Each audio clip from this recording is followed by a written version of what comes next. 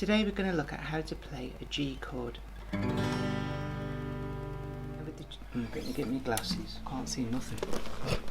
With the G chord you're playing with your second finger, the third fret of the E string, you're playing the second fret of the A string, you play the D string open, you play the G string open, you play the B string open, and then you're putting your third finger on this G note here, and that is how to play a G chord.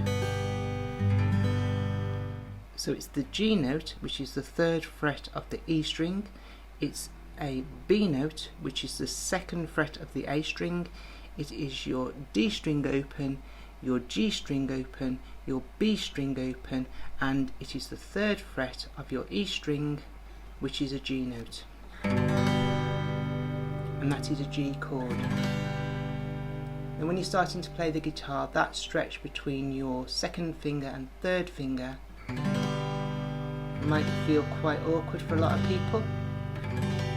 It's best when you're starting to learn chords to play the chord nice and slowly, whether you're using a pick or whether you're using your fingers, and just play the chord up and down so you can hear all the strings are ringing out nicely.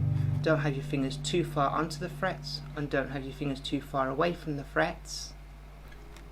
The G chord is a must-have chord if you're going to play guitar. Even if you only want to learn a few chords and learn a few nice songs, you need the G chord.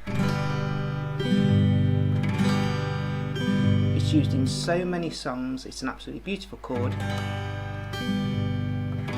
And make sure all the strings and all the notes are ringing out nice and clear. Make sure that your second finger isn't too flat and touching this A string, which will mute it or possibly just make it buzz. Yeah? And if your finger's too far onto the fret, which it won't sound right. If it's too far away,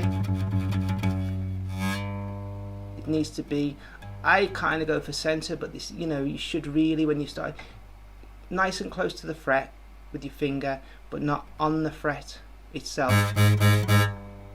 Nice and close to the fret with your fingers, and say that first one not too flat. Your next one, it won't matter if it's too high because obviously your second finger is playing that string, but if it's too flat again, you'll mute your D note, your D string. Now your G string should be fine, but your B string again, if your third finger's too high, you may just be touching that and muting that, so watch for that. And again with this finger, I wouldn't have thought it'd be too far back, but again too far forward and on that fret, nice and close to the fret again. And then when you get that ringing out nice and clear, just try a little strum, try strumming that chord. But when you're starting to learn the chord, it is better just to go up and down the strings nice and slowly. Make sure all the notes are ringing out, because if you do strum out a chord, even if you're playing it badly, sometimes it can sound quite good, even if you are muting some of the strings, because you don't really hear your mistakes if you just go at it. So try playing it nice and slowly, and then once you feel a bit more confident and you're starting to sound nice, just have a go at strumming it.